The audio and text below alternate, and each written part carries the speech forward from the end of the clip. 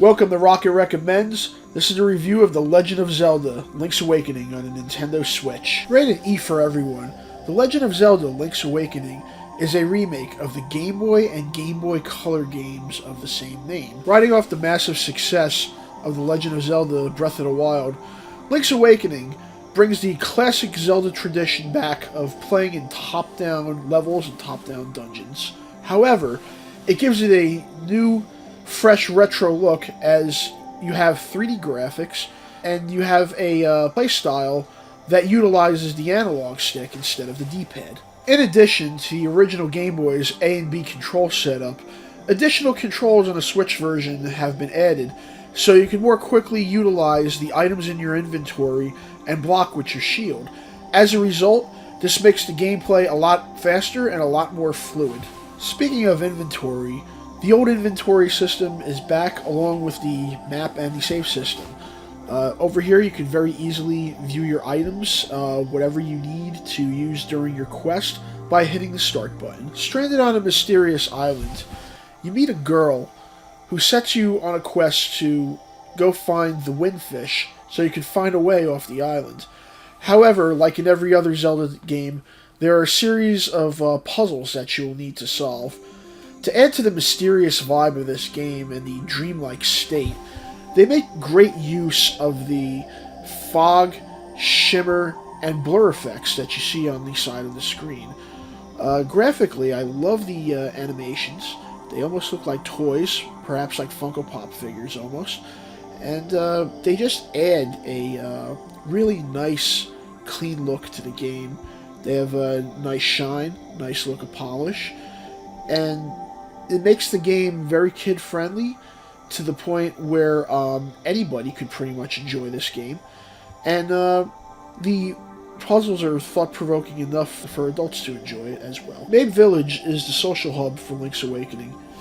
Here, you can speak to NPCs and have random conversations with them. Some of these NPCs will give you information for your next quest to progress the storyline.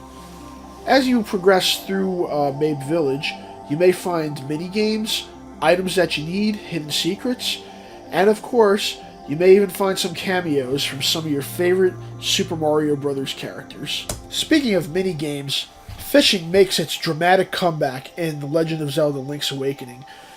Did you know that fishing in the Legend of Zelda series originated from the original Game Boy and Game Boy Color releases of The Legend of Zelda: Link's Awakening? In this little fishing minigame, it shows up in a side-scrolling level just like this, and you use the A button to cast your rod and reel. The longer you hold the A button, the farther you can cast out your line. Now basically, you want to have the fish get attracted to the bait. As you can see, you could play with the line for a bit. And once the fish ends up seeing the bait, they'll bite onto it, they'll take a little nibble, and then they'll probably circle around for a little more. But then once they take that big bite out of it, that's when you can start jamming away on the A button, and look at the size of that thing. He's bigger than Link! He could practically eat him! Isn't that great? Reeling a fish will fetch you rupees, which you can use for goods and other services within the village and within the game. Also, what's really cool is you can find items inside the fishing game as well. For example, this fairy bottle that could restore your life later on during a boss fight. In addition to fishing, there's also a claw grab game like you'd find in the arcades down the shore. Basically, you use one button to move the crane upward, and afterwards, you use another button to move the crane over to the right. Once you move it over to the right, the crane will hover over the object you're potentially trying to grab, and it'll drop down. If it's centered with the crane's claws, it should grab on, like that shield, which I'm not getting, because they always loosen up the prongs. Hearts, can I get that? Come on, come on. No! It wasn't centered. How about the red rupees? Come on, come on, come on. Yeah! I got it! I got it! Come on, baby! Come on! Yeah, yeah! No! Oh, it dropped! What am I gonna do? Oh, perhaps that piece of bread over there. Maybe we could grab the bread. The dirty, stale bread. Can we grab that? Oh, we got it. We got it. Onto the conveyor belt it goes.